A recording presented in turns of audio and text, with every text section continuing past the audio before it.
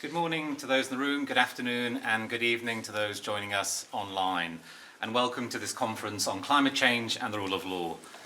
We began talking about the possibility of this conference in October 2020, and it's a real delight to see you all here and to have those of you joining us online. We have over 400 delegates from all over the world, 2 days of conference, 10 sessions, over 60 speakers and chairs. I'm Stephen Vaughan, Professor of Law and Professional Ethics here at UCL Laws, and with Maria Lee, Eloise Scotford, Sanam Gordon, Montserrat Madariaga and Jonathan Church, part of the organising committee for the conference. So as we all know, climate change law is everywhere, in courtrooms, in international negotiations, in new climate change legislation.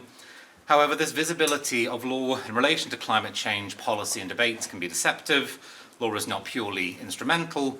Law is often its own institution and has deep normative foundations, perhaps most centrally in the idea of the rule of law. In this first session, a quick fire round of 5-minute contributions, 7 speakers will set out the centrality of the rule of law to our current crisis from diverse functional and geographical perspectives.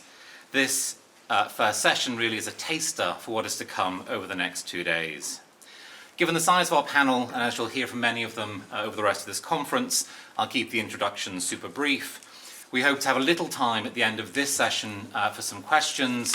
Those of you online can put your questions into the Q&A and I will look at those. But we'll have plenty of time over the next 2 days for more debate and more discussion. So let me hand over now to Maria Lee, Professor of Law on the faculty, a member of the organising committee and co-director of the Centre for Law and the Environment. Maria. Thank you, Stephen, and a very warm welcome to UCL, to everybody online, and most thrillingly, this group of actual human beings in the room. It's wonderful to have you here. So we're standing on very tricky ground in this conference. The relationships and tensions between rule of law and climate change place some very hard scholarly questions alongside a truly existential social purpose. And I think maintaining both our scholarly seriousness and our sense of urgency is a very hard line to tread, because without a bit of the former, we aren't really engaging sustainably with rule of law at all. We're just making instrumental use of its normative power. But without the latter, we're entirely missing the point. So we often start a rule of law conference with a bit of mandatory throat clearing about the vast and diverse literature, the diverse conceptions of and approaches to rule of law. And depending on the author, we'll either have a nod of respect or a frustrated dismissal of the earlier incomplete or misconceived efforts. And we also often see either a bit of awe or a bit of contempt for the concept's success in the world, its place in, quotes, the vulgar tongue of contentious politics, as the editors of the Cambridge Companion put it. So there are lots of perspectives and lots of goals and meanings for rule of law. We could explore formal approaches, law must be clear, prospective, etc., etc. Procedural approaches, the rule of law literature focuses on the courts, but we, as those with an interest in climate, might be more interested in administrative decision-making. We might take a substantive approach, and depending on the political inclination, that is most commonly either about protecting property or about protecting human rights, and in either case climate change raises particular questions. Or we might take a teleological, purpose-driven approach to rule of law. The rule of law is a contested and essentially contested concept. So many of us here might see rule of law as an ideal, an aspiration, or at least as a normatively attractive concept or practice. Rule of law provides constraints on arbitrary power, perhaps protection of the disadvantaged. It might actively provide guidance, or more than guidance, as we seek climate justice. But many are cautious about the promise of emancipation, and many can show us cases where rule of law has been a mask for, or even an enabler of, various forms of oppression and injustice. For our purposes, rule of law has not prevented, and some would say it has even contributed to, our current multiple ecological crises.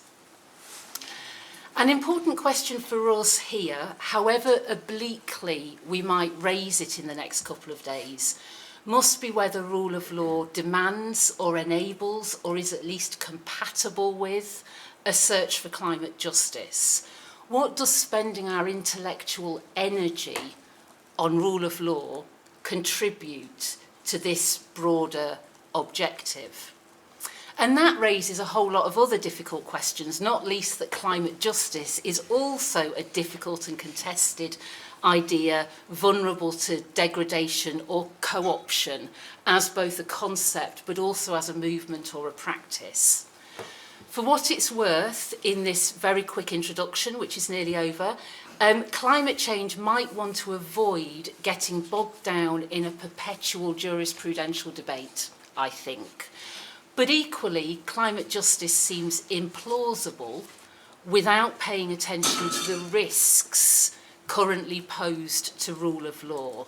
It's hard to imagine progress to climate justice in the absence of some of the basic features of rule of law: stable laws and processes, access to courts, equality before the law, fair procedures, etc., etc., etc.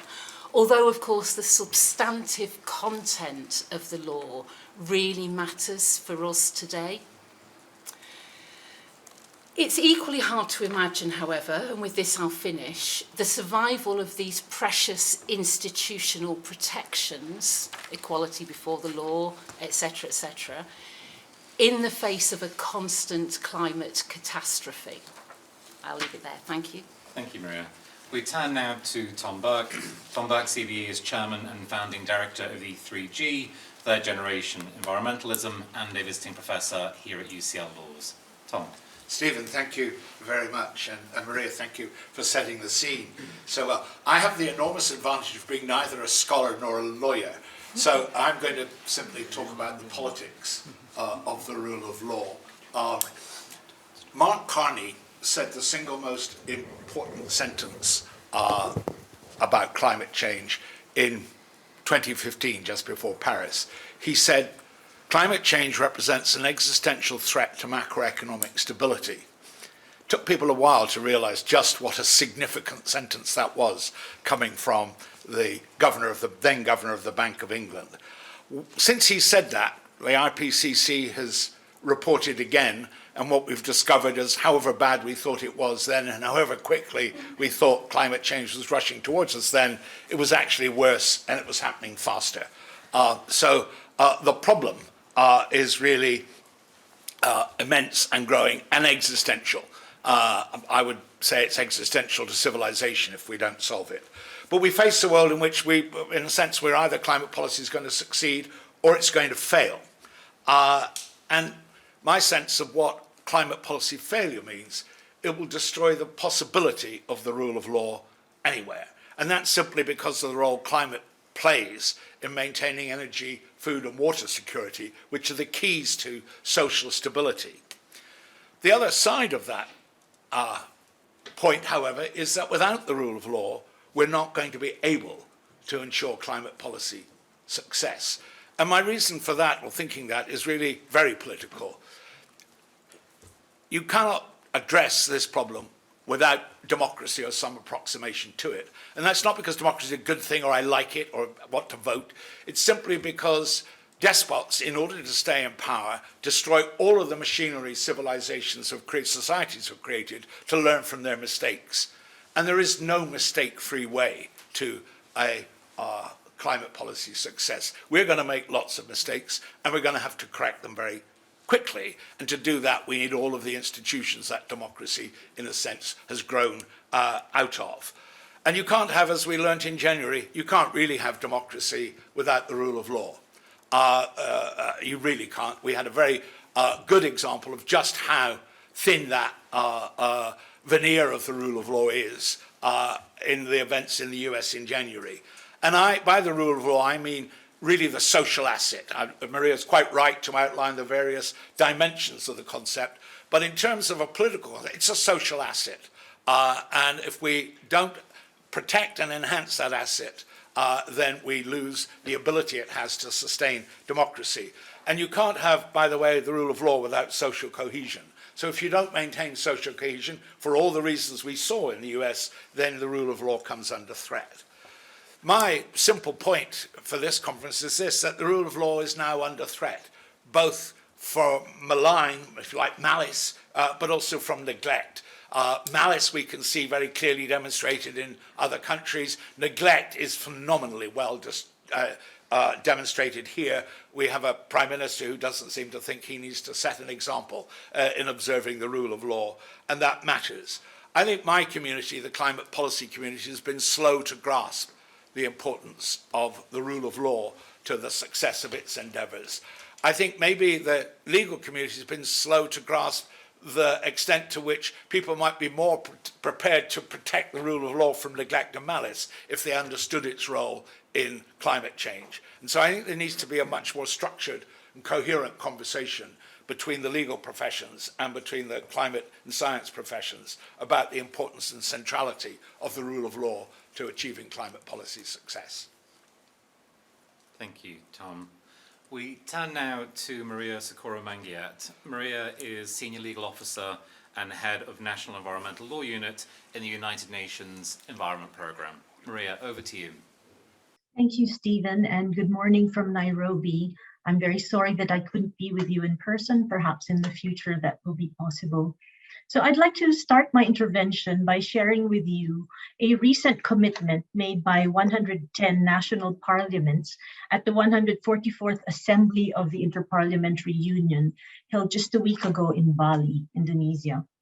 Through the Nusa Dua Declaration, members of parliament gathered for the assembly committed to, and I quote, enshrining a net zero emissions target in law and to implementing a legal framework on emissions, unquote.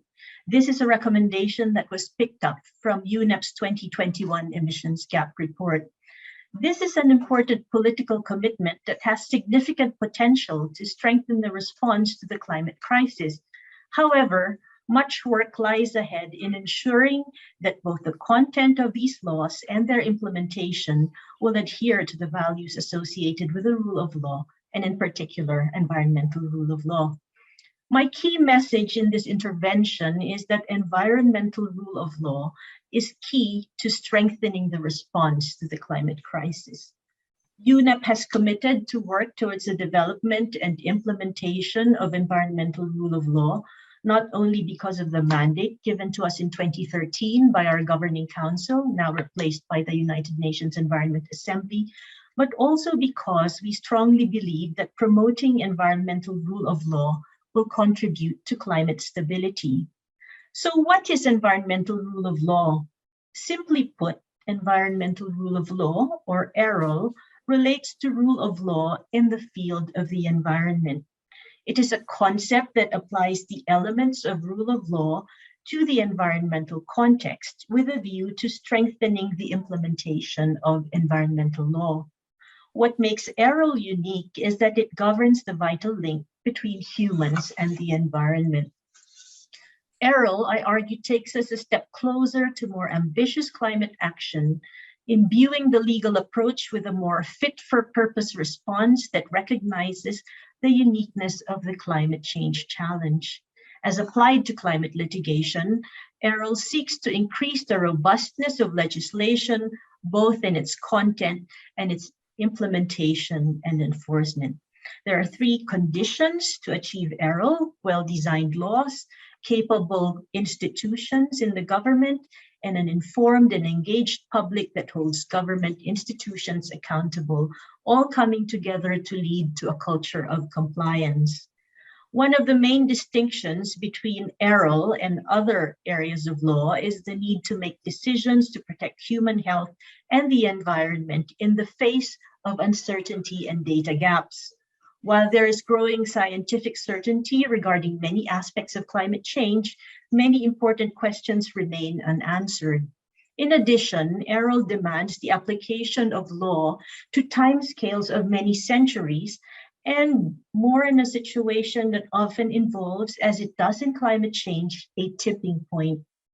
So the best way to illustrate error and how it could apply in the climate change context is to return to the Nusa Dua Declaration and to part of the pledges and commitments made by member parliaments, as these echo the principles of environmental rule of law. So I'll end with this quote. Part of the Nusa Dua Declaration says, as representatives of the people, we commit to meeting the needs of our constituents, particularly those most at risk, resulting from climate change impacts. We recognize the need to hold open, constructive dialogues with our constituents to discuss emerging climate issues. We must also engage the public, including youth and civil society groups that represent them, in formal parliamentary processes, including hearings and examination of new climate legislation. So I hope that in this conference, you will be able to further tease out the application of environmental rule of law to one of the most defining environmental challenges of our time. Thank you. Thank you so much, Maria. Our next speaker is Lord Robert Carnwath. Lord Carnwath was a Justice of the Supreme Court of the United Kingdom between 2012 and 2020. He now wears many other hats, including, we're happy to say, as an honorary professor here in the faculty. Thank you very much. Great pleasure to be here again in my academic capacity, which is sort of slightly unfamiliar, but it's fun.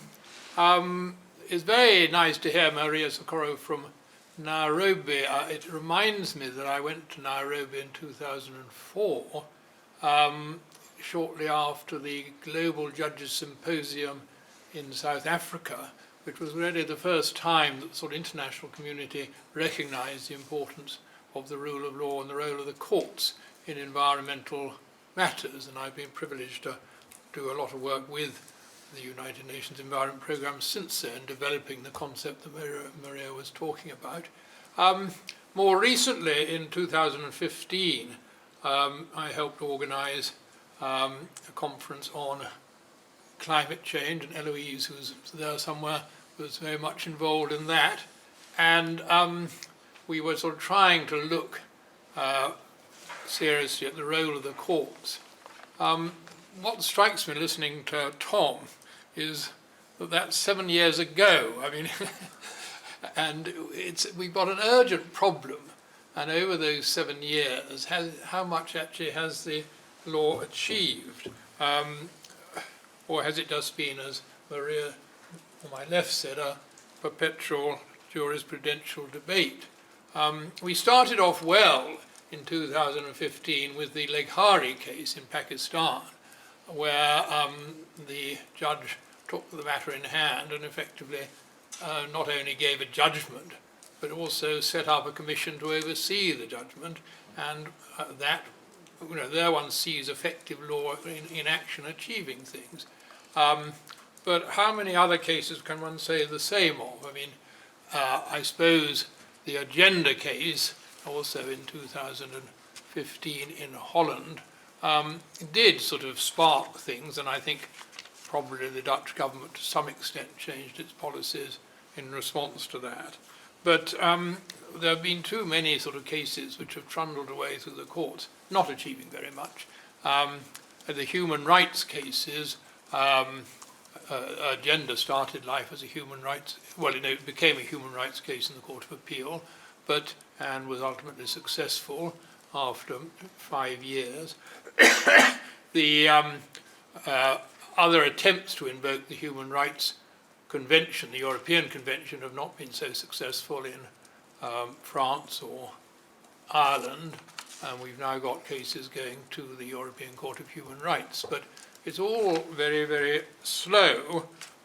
We saw, and again, the common law hasn't done terribly well. We saw in America how the sort of cases pottered through the courts over the course of about 5 or 6 years without actually achieving any resolution. Attempts in Australia to mobilise the common law to develop a sort of duty of care in the government started off well, but then failed in the Court of Appeal. So my worry is that we spend an awful lot of time debating the jurisprudence, but we don't actually get very far in practical terms. Now, and in this country, we've had the benefit, I think, of a very strong statutory framework in the Climate Change Act of 2008. Certainly, I think that is the right way ahead, but I'm still finding it difficult to be quite sure what it's actually achieving in practice. One sort of sees sort of occasional headlines in the papers, for example, goalposts must stop moving, plea for stability in UK Green Homes Drive, government failing to cut carbon emissions from home heating, reports the Business Select Committee, and so on. And what I'm very interested actually is that there are now 3 cases going to the court brought by Friends of the Earth, Client Earth and the Good Law Project, really to see what the Climate Change Act means in practical terms, saying, you know, what are these policies which the government are producing, are they actually effective and practical? And so I think the immediate challenge for us actually is going to be to ensure that the statutory framework is effective, and I think those sort of cases are ones which I'm going to be following with enormous interest. So thank you. Thank you, Robert. Our next panellist is Professor Ademola Jegede. Ademola is Professor of Law in the School of Law at the University of Venda in South Africa. Ademola, over to you. Good morning. Yeah. Many thanks for the opportunity to be on this highly esteemed panel. I bring you greetings from, even though I come from South Africa, but I'm a Nigerian by nationality, so I wear two caps today as a Nigerian and as a resident of South Africa. So I bring you greetings from these 2 countries. And it's so important for me to make this comment that rule of law has been on the radar for quite a long time, as Maria rightly said. And I think United Nations Environmental Program in their decision 27/9 did indicate how important the rule of law is crucial in addressing environmental crisis. And I want to argue that includes climate change, which is one of the most existential challenges being faced by mankind in recent times. And what we see is that in tackling environmental challenges, particularly in relation to communities and indigenous people, nothing has changed much. You know, we talk about climate, rule of law, but I want to say the rule rather than the exception is often climate, what I call climate unruly and lawless state behavior in terms of how they treat, matters of particular relevance to these indigenous populations. We all know that at the heart of the agitation of local communities is land. Land is crucial to their spirituality, crucial to their access to food, access to water. I mean, just name it. And this land is often adversely impacted by climate change, directly and indirectly. Directly in terms of the degradation that they witness day in, day out, in terms of their daily living, forcing displacement, and of course indirectly in terms of the projects which is often canvassed as solution to climate change, how those solutions also obviously impact their land, because most of these lands that are often available for these projects are lands often called by states as vacant land, and because it's vacant land, it's so easy for them to get set it for all sort of projects, including climate interventions, which ultimately bring no benefits to them. So, and I think that is why it's so important that I intend to argue that perhaps African human rights system, which lately has been the savior to the agitation, can also be a vehicle through which rule of law can be, enforced, particularly in the context of Africa in relation to the challenges that are crucial to these populations. And I'm looking at how the channels, and I'm arguing that some of the channels available at that forum can actually be used to advance, their interests, particularly in the context of climate change and adverse consequences. So that's what my argument basically is, and what I intend to extend, further in later participation in this great event. So having said that, I want to say thank you for the opportunity that has been given to me to be here this morning. Thanks, sir. Thank you so much. Thank you, Ademola. Our next speaker is Dr. Bersha Odedar. Bersha is a lecturer at SOAS in London. Thanks, Stephen. So in my 5 minutes, I just wanted to ask some questions and some broad thoughts on this relationship between the rule of law and climate change, and really try to suggest that we need to ask ourselves some difficult political questions about the nature of the law itself. So first of all, what is the rule of law? Why do we have law? Is the law any good? The rule of law, as we know, can mean different things to different people. The rule of law, broadly speaking, or the dominant sort of understanding of the rule of law, is to contrast it with the rule of force, to refer to the rule by the law. Dominant understandings of the rule of law are largely absent, however, of any theory of the good. There's nothing in the rule of law that says that we need to have an equitable or habitable planet. There are largely only sort of procedural ideals that inform these dominant narratives about the rule of law. What about the law more generally? Well, law plays an important role in mediating relations between different people, between different groups in society, who have different levels of power, different interests, and the law institutionalizes these conflicts that we see. It plays a role in enforcing and reinforcing patterns of power in society. That is, it sometimes reinforces the status quo. And it also serves as a legitimizing function. It gives legitimacy to infrastructure, for instance, the physical and economic infrastructure that it permits to destroy the planet. It's permitting already 1.1 degree of warming and is on the fast track for much, much more. It legitimizes through property law the dispossession of land, for mining, for hydropower dams, and so on, and more recently for things like solar farms and conservation projects. It legitimizes the financialization of things like water, for instance, at a time of worsening climate conditions, leading to profits and accumulation for some, while impoverishment, marginalization, and thirst for others. And on the other hand, it also delegitimizes certain things. It delegitimizes forms of collective resource management, which may be working through more informal systems of law. It can delegitimize certain actions, such as, let's say, property vandalism of fossil fuel infrastructure, which may in fact be a very virtuous and moral thing to do at this particular time. As Andreas Malm, the ecologist in Lund, argues in his recent book, How to Blow Up a Pipeline.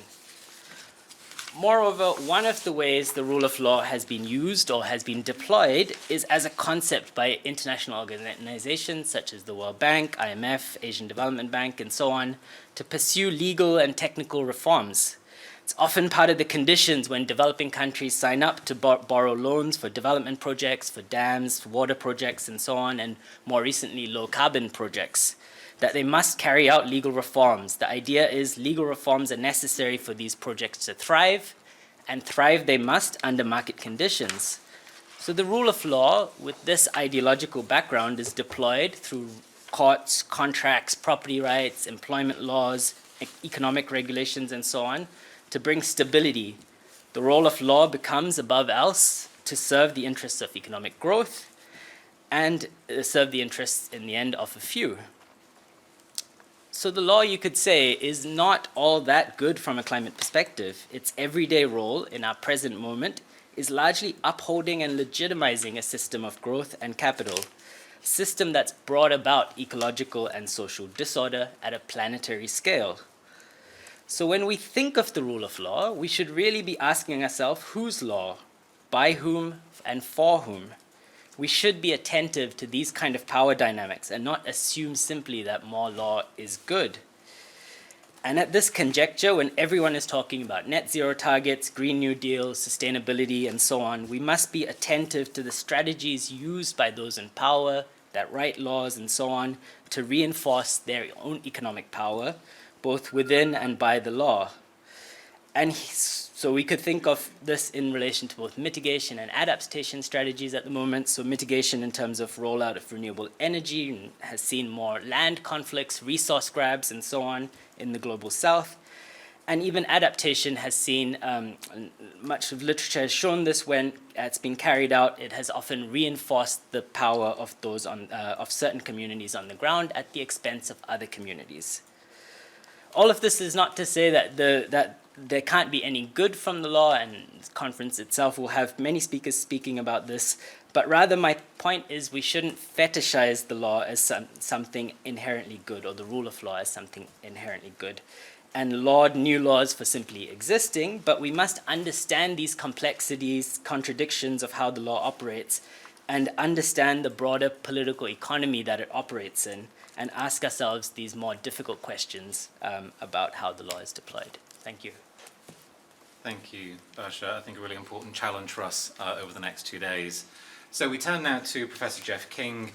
Jeff is a professor here at UCL Laws, interested in UK and comparative public law and constitutional theory. Jeff. Thank you very much.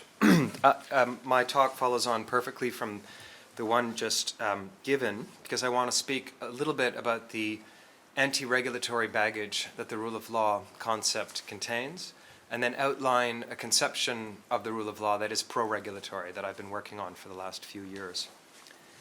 So the widely esteemed political philosopher Judith Shklar famously observed that much of the writing about the rule of law appears like a football in a game between friends and enemies of free market liberalism. In his famous Dimbleby speech in 1976 for the BBC, Lord Hailsham, a member of Prime Minister Thatcher's cabinet, expounded a theory of limited government which maintained, I quote, "As an alternative to regulation, it propounds the rule of law." The LSE's John Griffith famously remarked that the rule of law is an invaluable concept for those who do not wish to change the present setup. The point of these interventions was that the rule of law carries anti-regulatory baggage, and that's part of why the editors of the Cambridge Companion are skeptical of it. I want to apply that anti-regulatory lens to the Environment Act 2021 to illustrate the potential dangers. Part 3 of the 2021 Act confers powers on public authorities to impose obligations on private producers to address waste and resource efficiency. Schedule 4 confers a general regulation-making power on the Secretary of State to, quote, "make provision for imposing producer responsibility obligations on specified persons and in respect of specified waste materials." The regs can be used to specify both of those things. The purpose of these powers is thinly specified. The regs can be used to prevent things becoming waste, to regulate the amount of waste, or be used for, quote, "promoting or securing an increase in the reuse, redistribution, recovery, or recycling of products or materials." There are some brief examples of the purpose for these powers, but they're very thin. Essentially, ministers and civil servants will decide just how far such powers extend when they draft the regulations. Part 2 of Schedule 4 concerns enforcement. The authorities can enter and search premises, seize documents, and they can even enter a private dwelling, that is someone's home, without permission of the occupier. The regulations can impose civil sanctions, but they can also provide that it's a criminal offense to violate anything set out in those regulations, punishable with a fine. Sometimes they're punishable with custodial offenses. I think we need these kinds of provisions, but you can see just how these powers can be skewered applying traditional rule of law values. The provisions creating them are vague. There are relatively few substantive constraints on what they cover. The regs can be made, abandoned, and remade at ministerial will. They are subject to the affirmative resolution procedure in Parliament, but that accountability mechanism is notoriously weak. It blocks essentially nothing. Ministers, in other words, have potent and widely drawn powers that are largely unconstrained by substantive legal or political limits within the context of the Act. Does that sound like arbitrary power? Are these powers therefore an affront to the rule of law? Should judges and regulators read these powers narrowly under a muscular form of administrative law? There are a range of common law doctrines that could encourage that kind of interpretation. It is a maxim, a Latin legal maxim, in dubio pro libertate. If there's a doubt about the scope, read them against the government, essentially. This kind of ethos has worked its way into several common law doctrines, and indeed the first 100 years or so of tax law applied a vigorous idea of the principle of what Francis Benyon has called doubtful penalization, where the measure is vague, read it down. We have a version of that in the principle of legality that is still applied today in the context of human rights. Now, perhaps like me, you feel this usage of the rule of law idea is misguided.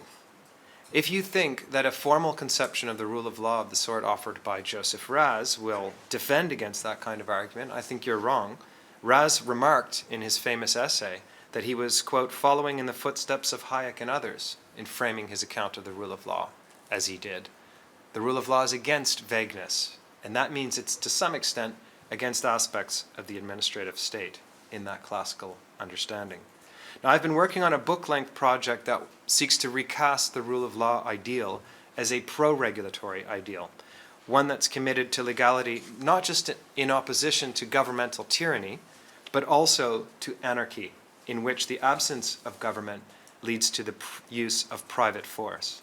Now, the key move in that discussion is to situate the long-standing preoccupation with the regulation of arbitrary power in the rule of law tradition as a concern about the role of law in protecting freedom, and more specifically, in that tradition, about addressing the use of coercion by public officials. Now, in my contention, the reasons that justify that liberal rule of law concern to regulate public use of coercion apply plainly and straightforwardly to the use of private coercion by private actors and even private exploitation. That's the main direction of the overall book. So the argument is essentially that we need law to regulate private coercion and private exploitation.